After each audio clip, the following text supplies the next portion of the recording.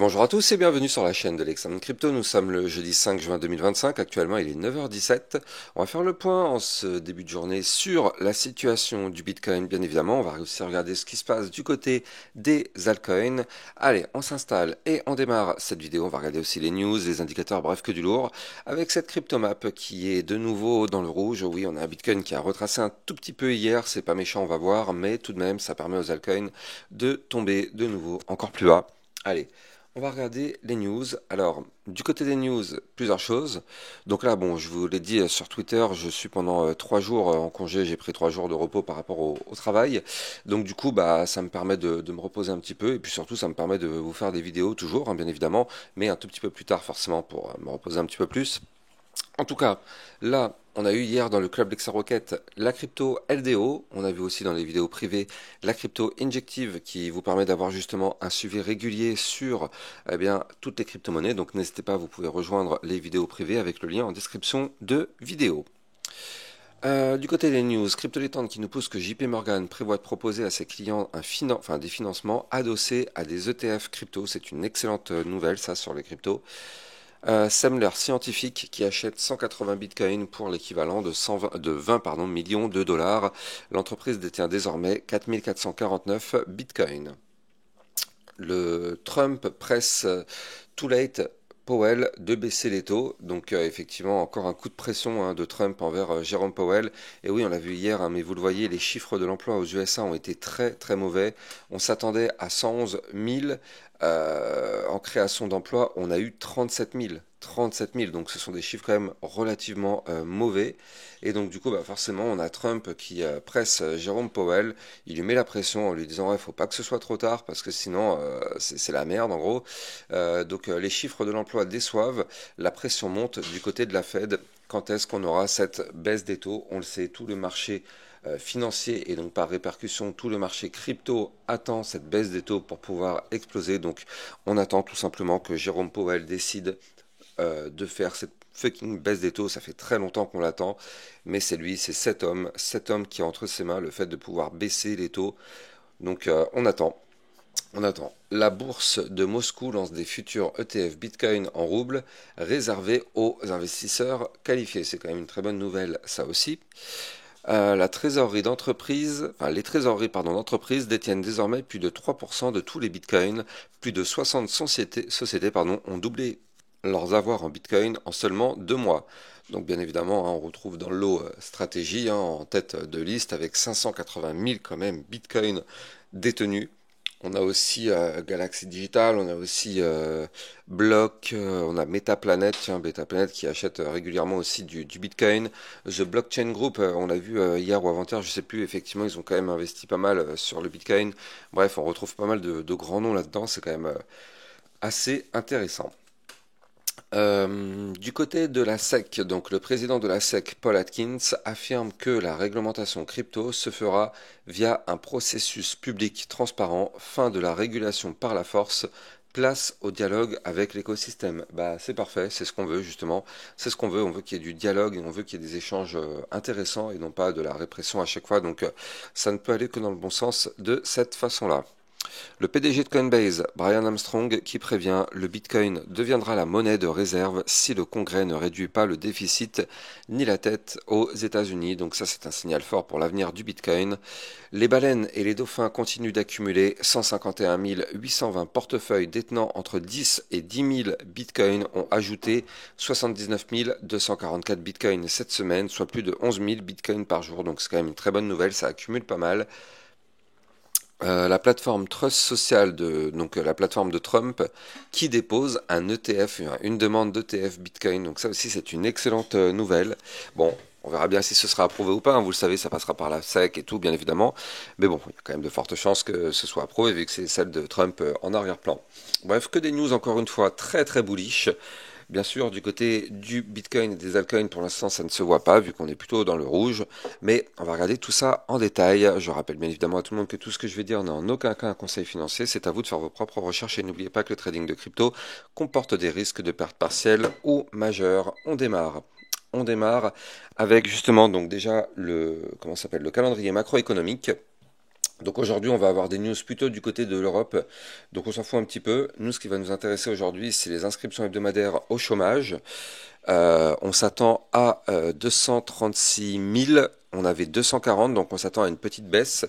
On verra bien ce qui va tomber tout à l'heure à 14h30. Et puis demain, vendredi, donc on aura, bon, discours de Lagarde, mais ça on s'en tape royalement, on a le salaire horaire moyen, on a la création d'emplois dans le secteur non agricole et on aura le taux de chômage. Et puis bah tiens, bah, samedi, il y aura encore un discours de Lagarde. Elle va parler beaucoup, hein, celle-là, mais bon, parler beaucoup pour rien dire. Donc bref, on va regarder bien évidemment tout ça en détail. Alors, du coup, là, on va continuer cette analyse technique. Et on va démarrer justement sur notre Bitcoin. Donc notre Bitcoin qui est en train de retracer.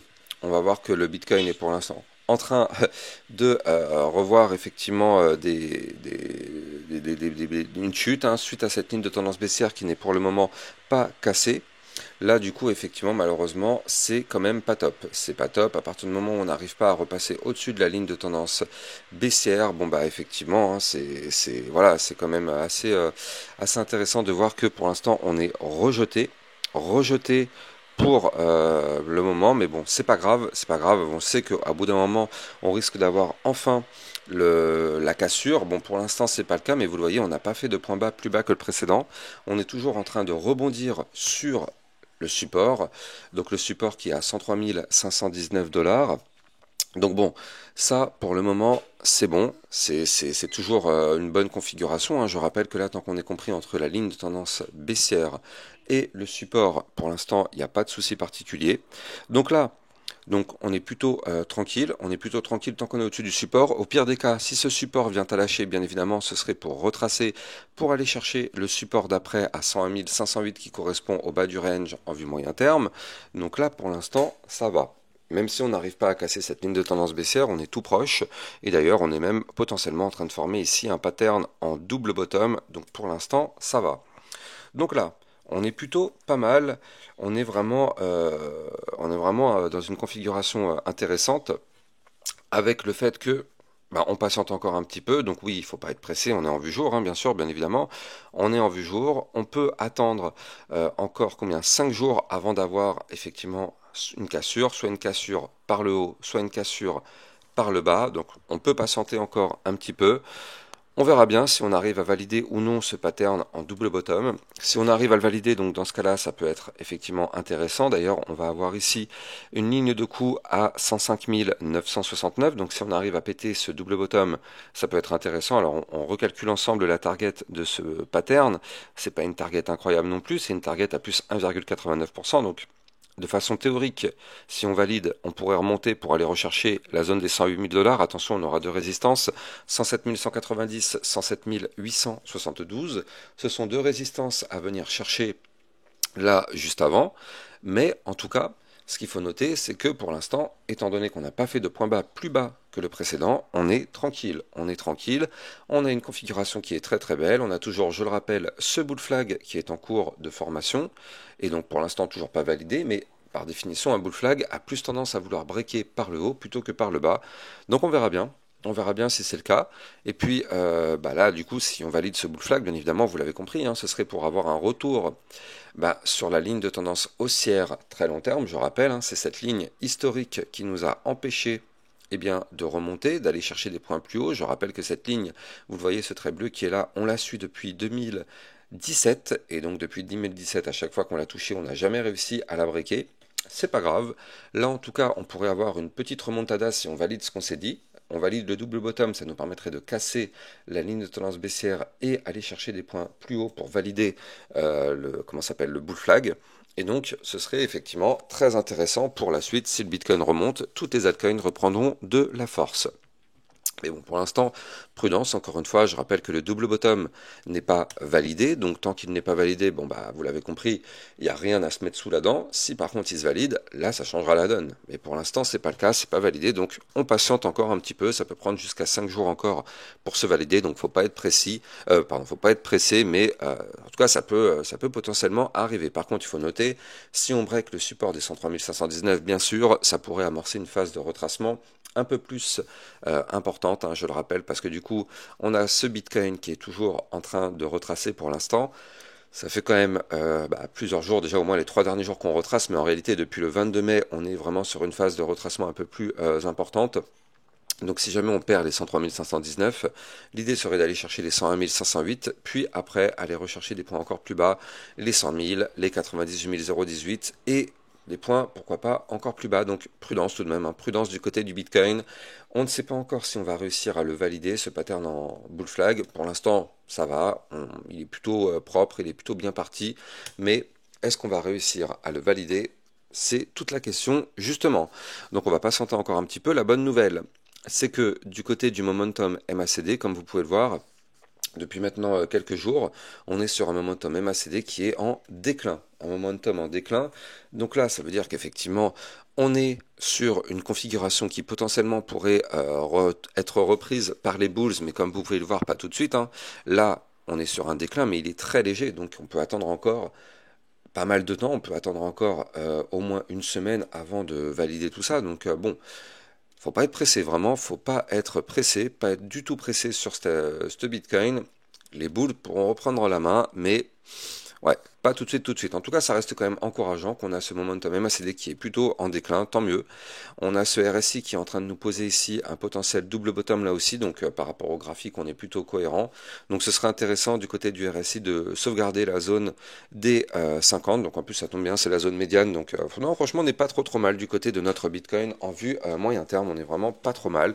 On espère vraiment qu'on va réussir à valider tout ça. Allez, on va regarder ce qui se passe du côté des altcoins. Vous pouvez bien sûr me suivre sur Twitter pour recevoir toutes les news et toutes les actualités avec mon lien en description de vidéo. Et vous pouvez aussi, si vous le souhaitez, rejoindre les vidéos privées. Vous avez là aussi le lien en description de vidéo. Ça vous permet d'avoir plein de vidéos concernant par rapport à plein de crypto-monnaies. Et ça vous permet d'avoir des belles opportunités aussi. Donc n'hésitez pas, le lien est en description de vidéo.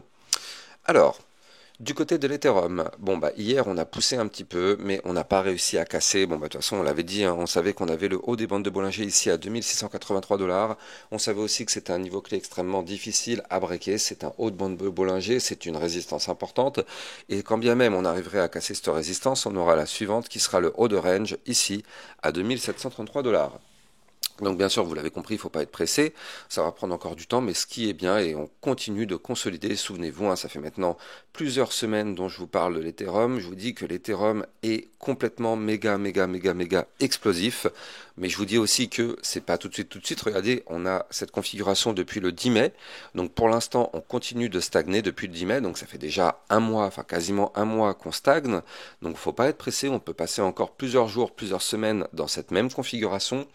Par contre, ces bandes de Bollinger sont complètement explosifs et quand ça va être pété, ça va péter avec de la puissance. Il faudra être prêt. Il faudra être prêt, que ça pète par le haut ou par le bas, peu importe, on s'en fout. C'est pas ce qu'on veut. Nous, ce qu'on veut, c'est surtout être prêt. Je vais vous donner les niveaux clés. Le niveau clé par le haut, c'est les 2738. Le niveau clé par le bas, c'est les 2442. Qu'on pète d'un côté ou de l'autre ce range qui est ici, ça voudra dire qu'on pète les bandes de Bollinger du même côté. Et ça pourrait être clairement annonciateur d'un mouvement très puissant du côté de l'Ethereum. Je rappelle que quand on a des bandes de Bollinger comme ça, il faut s'attendre clairement à un mouvement puissant. En plus de ça, on est en vue jour, donc là on peut s'attendre à un plus 10%, plus 15, plus 20%, qui sait, dans les prochains jours, prochaines semaines, à partir du moment où on breakerait ce range. Si c'est par le haut, on pourrait avoir ce mouvement qui pourrait arriver. En tout cas, par contre, si c'est par le bas, bien sûr, vous l'avez compris, nous ne sommes pas naïfs. On aura bien sûr un moins 10, moins 20% du côté de l'Ethereum. Voilà, c'est normal, hein. Mais bon, on va continuer de surveiller ça. Pour l'instant, c'est pas encore prêt. C'est pas encore prêt. Sur ma chaîne YouTube, de toute façon, vous serez alerté quand ce sera le cas. Il n'y a pas de souci. Mais voilà, il va falloir patienter encore un petit peu. Je vous ai donné les deux niveaux clés qu'il va falloir surveiller. Et bien sûr, je vous l'analyse quand même très régulièrement, cette crypto-monnaie. Donc, pas de souci particulier. On va être prévenu quand ce sera le bon moment. En tout cas, si vous avez kiffé la vidéo, n'oubliez pas de liker, commenter, partager au maximum. Abonnez-vous à la chaîne YouTube pour recevoir tous les jours 1, 2 à 3 vidéos concernant le Bitcoin et les altcoins. Alors, du côté de l'Ethereum, toujours pour continuer l'analyse technique, là je rappelle qu'on est quand même au-dessus du ruban de moyenne mobile. Et ça, c'est une excellente configuration tout de même. Ça veut dire qu'on est quand même haussier tant qu'on est au-dessus de ce ruban de moyenne mobile. Donc là, du coup, c'est plutôt une très bonne nouvelle, vous le voyez. On est haussier parce qu'on est au-dessus des 2573. Donc pour l'instant, tant qu'on est dans cette configuration, et en plus de ça, il faut le noter, on est toujours aussi au-dessus de la ligne de tendance haussière du côté de l'Ethereum. Donc tout ça, ça augmente fortement les probabilités de casser le range par le haut pour aller chercher des plus hauts sommets, pour aller chercher justement les 3000 $, peut-être même les 3200, les 3500 $ avec ces bandes de Bollinger très très resserrées.